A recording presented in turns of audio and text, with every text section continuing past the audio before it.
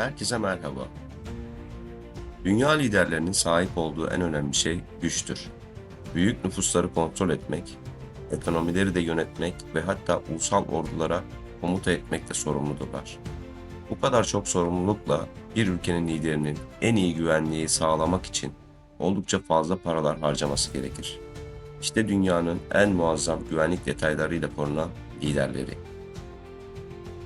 Dünyanın güçlü ülkelerinden birinin başkanı olan Donald Trump, aynı zamanda dünyada yüzlerce işletmesi olan büyük bir milyarder.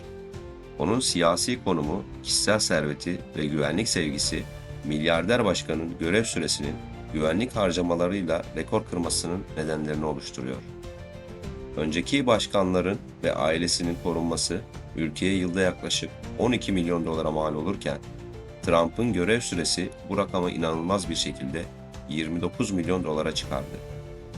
Sadece bu bile bazı rekorları alt üst etmeye yetmişti. Ama 2017'de işler daha da şaşırtıcı hale geldi. ABD Kongresi Donald Trump ve ailesinin korunması için tam 120 milyon dolar bütçe ayırdı. Öncelikle o zamanlar başkanı korumaktan sorumlu olan özel gizli servis 7.000'den fazla elemana sahipti. Farklı birimler ve personel mükemmel bir şekilde koordine edilmişti ve her şeye hazırdılar. Koruma masraflarının önemli bir kısmı Beast adı verilen araca harcandı. Bu araç dünyanın en güvenli limuzini olarak anılıyor.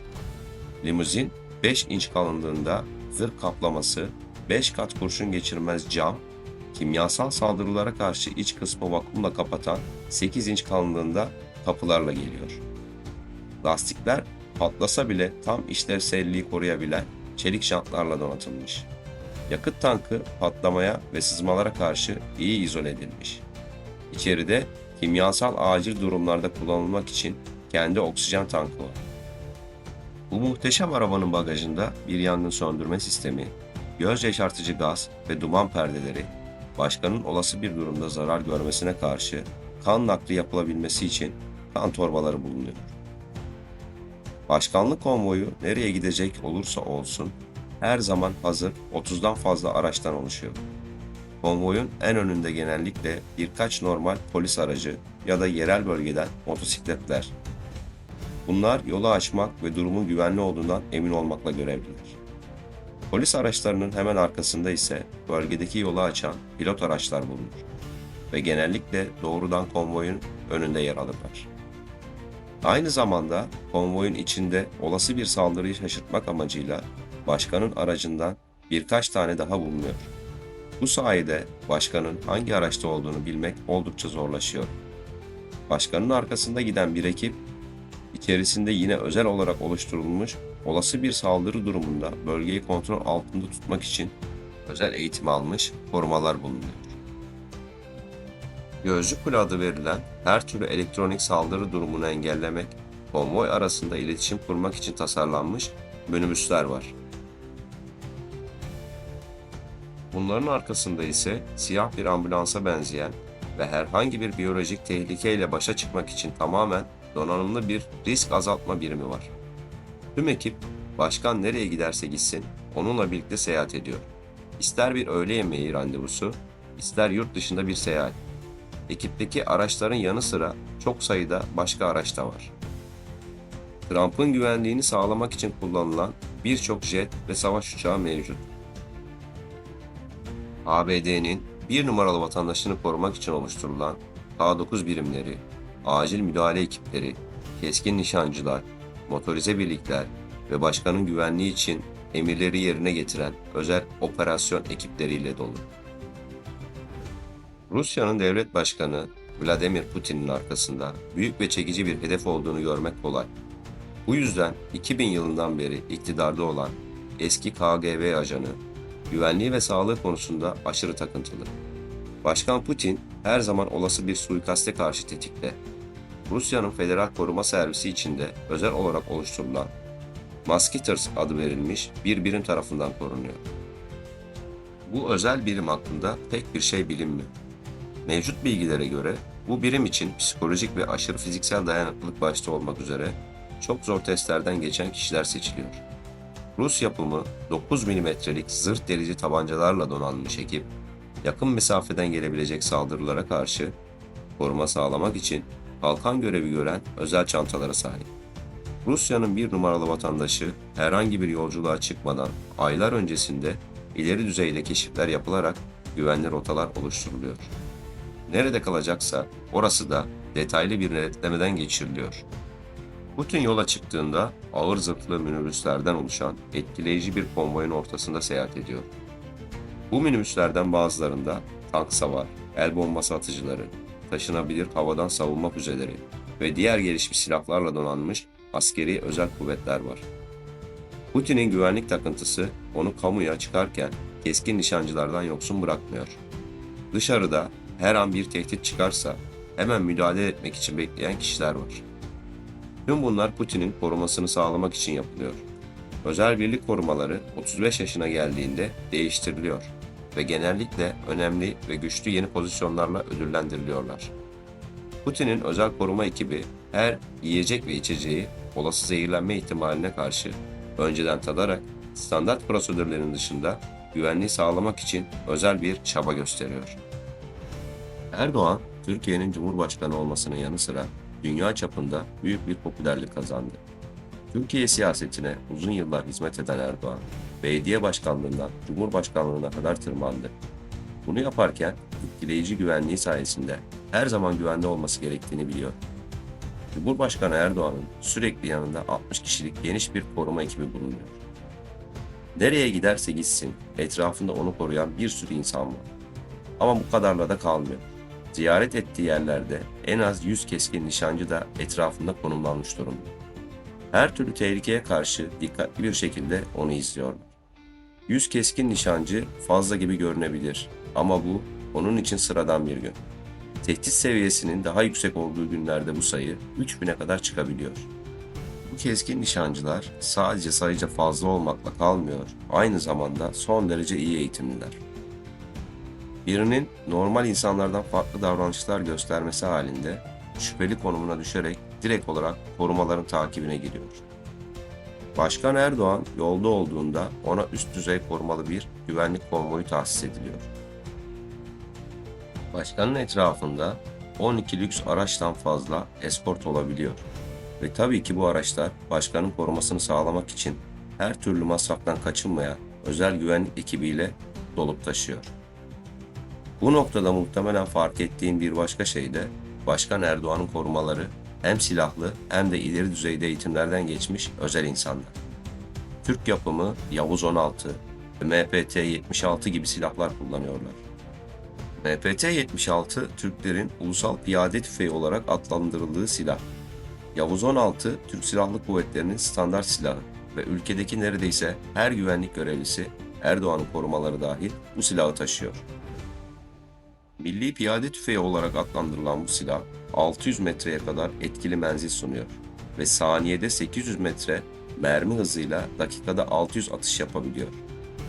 Tüm bu güçle Erdoğan'ın güvenlik güçleri küçük bir orduyu bile etkisiz hale getirecek kadar donanımlı. Ayrıca ülkelerinin bir numaralı vatandaşını korumak için her şeyi yapmaya hazır, gönülden bağlı bu korumalar işlerini en iyi şekilde yapmak için üstün bir çaba sarf ediyor. Narendra Modi, Hindistan'ın başbakanı. Başbakan Narendra Modi, güvenliği için her yıl tam 48 milyon dolar harcıyor. Bu, daha önceki yıllara göre yaklaşık %10 daha fazla koruma ve harcama demek. Bu özel oluşturulmuş koruma birimine SPG deniyor. Hindistan Başbakanı ve ailesine yakın koruma sağlamak için kurulmuş özel bir operasyon grubu. Modi'nin koruma ekibinde 3000'den fazla iyi eğitilmiş adam var. Daha özel durumlarda devreye girecek özel bir grup da hazırda bekletiliyor. Başbakanın güvenliğini sağlamak için sadece ona ait yüzlerce araç, helikopter, drone, uçak ve motosiklet var. Genelde Başbakanın güvenlik detayında görevli SPG özel ajanları siyah, batı tarzı resmi iş kıyafetleri giyen ve koyu renkli güneş gözlükleriyle resmi bir izlenim veren askerlerden oluşuyor. İki yönlü şifreli iletişim kulaklıkları takarlar ve genellikle gizli tabancalarla donanmışlardır. Nadir olarak çıkabilecek geleneksel etkinliklerde ise çevreye uyum sağlamak için safari adını verdikleri ayrı bir kıyafetleri giyerler. Görevli polisler sadece özel harekat komandoları gibi giyinmekle kalmıyor, aynı zamanda silahları da oldukça güçlü. Ekipmanları arasında ultramodern saldırı tüfekleri, iki iletişim kulaklığına sahip karartmalı gözlükler, eldivenler, kurşun geçirmez yelekler, dirsek ve diz petleri var. Başbakan ülke içinde hareket ederken devasa konvoyunun geçişine izin vermek için birkaç yol saatlerce kapatılıyor. Konvoyu onun korumasını sağlayacak gelişmiş korunaklı araçlar içeriyor. Bu zırhlı araçların dışında konvoya elektronik saldırılara karşı önlem olarak Tata Safari sinyal kesici araç eşlik ediyor. Başbakan ve ekibini taşıyan araçlar balistik koruma derecelerinde üstün sertifikalara sahip ve bu araçlar yolcularını mayın patlamalarından makineli tüfek ateşine kadar her türlü tehlikeden koruyabiliyor. Ayrıca Başbakanın araçlarına ek olarak daha fazla güvenlik güncellemesi de eklenmiş. Bu güncellemeler arasında 3 inç kalınlığında alt zırh, çok katmanlı lamine cam ve kapı, tavan, gövde direkleri, ön ayak yeri ve arka bölmede zırh kaplama bulunuyor. Araçlar ayrıca havası inmiş halde kilometrelerce gidebilen lastiklere, füze ve bombaları uzak tutmak için gelişmiş ısı sensörleriyle donatılmış. Modi'nin araçlarının iç mekanları, kimyasal ve biyolojik saldırılar durumunda araçta bulunanlara taze oksijen sağlamak için gaz geçirmez bir özelliğe dönüştürülmüş. Tüm bunların dışında yolcularla sürücü arasında kolay iletişim sağlayan bir interkom sistemi, bir alarm sistemi, sıcaklık sensörlü bir yangın söndürücü, yolcu alanında ve bölmelerde tehlikeli gazlar için uyarı yapan tahriş edici gaz sensörleri, ortada 2 makinalı tüfek taşımak için özel bir yer ile donatılmış. Başbakan seyahat ederken yollar daha güvenli hale getiriliyor. Hindistan Başbakanı hava yoluyla seyahat ettiğinde Air India One'ı kullanıyor. Bu başkanı taşıyan uçağa verilen kod adı. Hindistan'ın başkanı ve bakanları için özel milli işaretleri sahip birçok uçak dışında ABD'de bulunan Air Force One'a benzer bir tasarımda yapılan 2 adet özel uçak daha bulunuyor. Yerel uçuşlar için devlet komitesine hizmet etmek üzere hazırlatılmış 1 adet 14 koltuklu ve 3 adet VIP özellikleri sahip 46 koltuklu uçaklar bulunuyor. Başbakanın ve diğer bakanların gidilecek yere ve duruma göre seçebileceği birçok uçak seçeneği bulunuyor. Narendra Modi, güvenliği sağlamak için her türlü önlem almaktan çekinmeyecek bir lider. Sri Lanka ziyaretinde kendisini korumak için Hindistan Hava Kuvvetleri'nin savaş uçağı eşlik etti. Başbakanın hava yolculuğunda güvenliğini sağlamak sadece lüks uçaklarla ekibini taşımakla kalmıyor. Aynı zamanda gökyüzünde tehlike aramak için helikopterler kullanmayı da içeriyor. Bu amaçla Hindistan Savunma Bakanlığı aralarında 6 yeni özel helikopterinin de bulunduğu çeşitli helikopterleri Başbakanı koruması için görevlendirdi. Bu özel helikopterlerin birçok etkileyici özelliği arasında gelişmiş koruma sistemleri, yerleşik navigasyon sistemleri ve gece görüş cihazları bulunuyor. Bu helikopterler yolcularının güvenliğini sağlamak için zırhlı kaplamalarla donatılarak daha güvenli hale getirilmiş. Özel eğitimlerden geçirilerek hazırlanan SPG memurları bu seçkin hizmet için özel bir fedakarlık ve cesaret göstererek sadece başkanının koruma görevine hizmet ediyorlar. Muhammed Bin Salman, Suudi Arabistan'ın veliaht prensi ve başbakan. Dünyanın en büyük petrol ihracatçılarından birinin veliaht prensi ve başbakanı olmak, elbette ki Muhammed Bin Salman'ın etrafında sıkı güvenlik önlemi alması için yeterli bir sebep. Tahmini net serveti 13 milyar doları aşan Muhammed Bin Salman, Arap dünyasının en etkili kişilerinden biri olarak konumlanıyor. Ve bu kadar güçle birlikte kendini koruma ihtiyacı da doğuyor. Veliaht Prens ve Savunma Bakanı Muhammed Bin Salman, Suudi Arabistan'ın tüm askeri ve güvenlik kurumlarını, yeteneklerini ve performanslarını arttırma bahanesiyle tek başına kontrol altına aldı. Prens, bu kurumların bazılarını diğer kraliyet ailesi üyelerinden alarak hepsini Devlet Güvenliği Başkanlığı adı altında tek bir çatıda topladı. Ayrıca ülke genelindeki birçok güvenlik kurumunda reformlar gerçekleştirdi. Bu reformların arasında kraliyet muhafızlarının komutanını değiştirmek ve yeni bir atama yapmak da bulunuyor. Silahlı Kuvvetlerin Genelkurmay Başkanı ve diğer çeşitli liderlerle birlikte yeni atanan tüm yetkililerin yalnızca ona yanıt vermesini sağlamak için Prens Muhammed Bin Salman, ülkenin askeri gücünü devletin istihbarat servislerinin uzmanlığıyla birleştirdi ve etkili bir şekilde kendisini tüm tehditlerden koruyan kişisel bir ordu oluşturdu. Muhammed Bin Salman'ın tehdit görülebilecek tehlikeli sürekli takip eden son derece eğitimli askerlerden oluşan güçlü bir güvenlik ekibi ve beraberinde hizmet eden güçlü bir siber güvenlik ekibi var. Prens'in güvenlik ekibi ilk kurulduğundan beri her yıl büyümeye ve genişlemeye devam ediyor. Askeri ekipman ve savaş yetenekleri açısından Suudi tahtının varisi ülkenin askeri donanımını modernize etmek için çok şey yaptı. 2019'da ülkenin ordusu için üst düzey silahlar ve topçu almak üzere 20 milyar doların üzerinde harcama yaptı. Bu bağlamda Prens Muhammed Bin Salman'ı koruyanların sadece yetenekleri değil, aynı zamanda işlerini titizlikle yapmaları için gerekli güvenlik ekipmanlarının da bulunduğunu söylemek doğru bir tespit olabilir.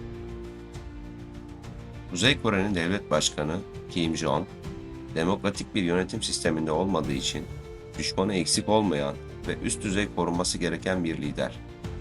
Kim Jong-un, özür dilemeyen bir diktatör ve Kuzey Kore üzerinde demir gibi bir kontrolü var.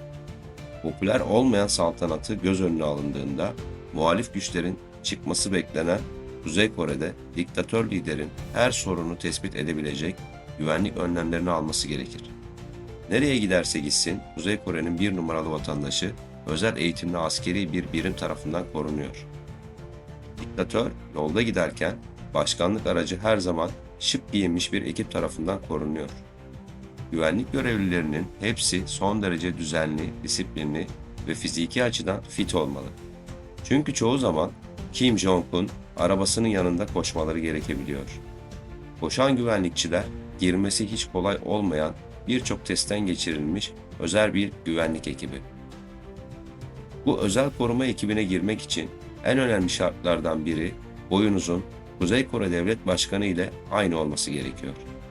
Nedenini bilemiyoruz ama boy adayları seçerken en önemli faktör. Bazı insanlar bu şartın Kim Jong-un daha uzun adamlarla çevrili olmak istemediği için konduğunu tahmin ediyor. Ama sanırım bunu asla bilemeyeceğiz. Diğer şartların başında önemli beceriler gerektiren nişancılık ve dövüş sanatları konusunda özel testlerden üst düzey bir performansla geçebilmek. Seçilen adayların en zor durumlarda devlet başkanını koruyabilmesi lazım. Bu yüzden başkanlık koruma ekibine atanacakların gizli servis görevlilerine uygulanan testlere benzer testlerden de geçmeleri gerekiyor. Kim Jong-un güvenlik ekibine katılmak isteyenler çok kapsamlı bir araştırmadan geçiriliyor. Yaklaşık 2-3 yıllık geçmiş hayatınız en ince detayına kadar araştırılıyor. Aile soyu tamamen incelenerek ileride çıkar çatışması ya da bir şantajcının faydalanabileceği potansiyel zayıflık kalmadığından emin olunması gerekiyor. Kim Jong-un güvenliğini sağlayan bu ekibin dışında Kuzey Kore ordusundan da bir birim devlet başkanını korumaya adanmış durumda. Ordunun hiçbir görevi sorgulama lüksü bulunmuyor. Kuzey Kore Devlet Başkanı ne söylerse yapmak zorundalar. Kuzey Kore'nin güvenlik sistemi dünyadaki en karmaşık askeri ekiplerden birini oluşturuyor. 100 binden fazla üyesi bulunan bu ekip resmi olarak Supreme Guard Command üst düzey koruma komutanlığı olarak biliniyor ve General Yonjon tarafından denetleniyor. Komutanlık Pyongyang'da Kim Jong-un karargahına yakın bir yerde bulunuyor. Ama ülke genelinde kampları da var. Bu komutanlık Kim Jong-un'a ciddi bir saldırı durumunda başka 100 bin askere erişim sağlıyor. Bu yedek askerler onu hızlı bir şekilde güvenli bir yere taşımak ve onu korumak için zırhlı araçlar konuşlandırmak üzere sahada olmaya hazır şekilde eğitiliyorlar. Komut kademesinde yüksek rütbeli özel güvenlik grubu üyeleri, korudukları kişiyi güvende tutmak için gerekli gizli bilgilere erişim sağlıyor. Bu bilgiler diktatörü herhangi bir saldırıdan korumak için inşa edilen gizli sığınakların yerini içeriyor. Bir adamı korumak için 100 bin kişi görevlendirmek aşırı bir durum gibi görünüyor. Özellikle de bunların büyük çoğunluğu genç yaşta seçilen ve yıllarca süren yoğun bir eğitimden geçirildikleri düşünülürse ve tek öncelikleri diktatör lider Kim Jong-un korunması. Xi Jinping'in başkanı olduğu Çin'in bir dünya gücü olduğu göz önüne bulundurursak, ülkenin ve vatandaşlarının başkalarının refahını sağlamak için aşırı önlemler almak istemesi tamamen mantıklı. Ülkenin liderini ve güçlü yöneticilerini korumaktan sorumlu olan bir merkezi güvenlik bürosu var. Çin Halk Kurtuluş Ordusu tarafından eğitilen ölümcül bir koruma birimi olan Merkezi Koruma Bürosu, geçmişteki tüm Çin liderlerini ve onların yakın ailelerini korumuştu. 3 alaydan oluşan bir Tugay'da, alaylardaki tüm üyeler, başkanın güvenliğinin farklı yönlerinden sorumludur. Bu özel birimin toplam gücü 8.000'den fazla askerden oluşuyor ve 7 gruba ayrılmış. Toplamda 36 uçak filosu bulunan her alt grup ve birey başkanının korunmasıyla ilgili özel bir görevle yükümlü. Geçtiğimiz yıllarda Xi Jinping'in Hong Kong'u ziyareti sırasında güvenlik seviyesi eşi benzeri görülmemiş bir seviyeye ulaştı. Başkanı korumak için şehirde makineli tüfekler, balistik çantalar ve etkinlik sırasında çok uzun bir konvoy vardı. Çinli lider daha önce G4 olarak bilinen, hepsi silahlarla donatılmış VIP koruma biriminden seçkin subaylar ve Merkezi Güvenlik Bürosu'ndan kişisel korumaların eskortluğunda gezisini sürdürdü. Güvenlik ekibinin bazı üyeleri koruma sağlamak için katlanabilir kurşun geçirmez kalkanlara dönüşebilen hafif balistik çantalarla donatılmıştı. Tehlike anında hızlı bir şekilde müdahale edebilmek için çantalara gizlenmiş makinalı tüfeklere erişilebilen bir düzeneğin olduğu da bilinmekte. Başkan yaklaşık 50 polis aracından oluşan çok uzun bir konvoyla taşındı ve Xi Jinping hareket halindeyken her araç oradaydı.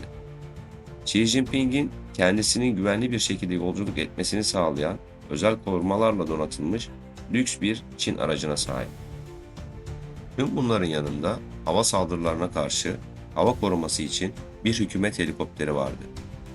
Tüm trafik ışıkları kapatılmıştı. Böylece konvoy yolculuk sırasında durmak zorunda kalmıyordu ve potansiyel saldırganlar için hedef haline gelmiyordu.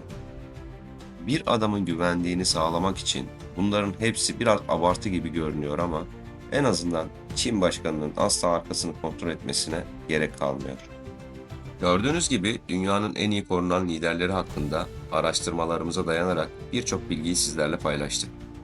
Araştırılacak ve anlatılacak daha birçok konunun olduğu gezegenimizde eşsiz bilgiler edinmek istiyorsanız videolarımı kaçırmamak için kanalıma abone olmayı unutmayın. Bir sonraki videoda görüşmek üzere. Hoşça kalın.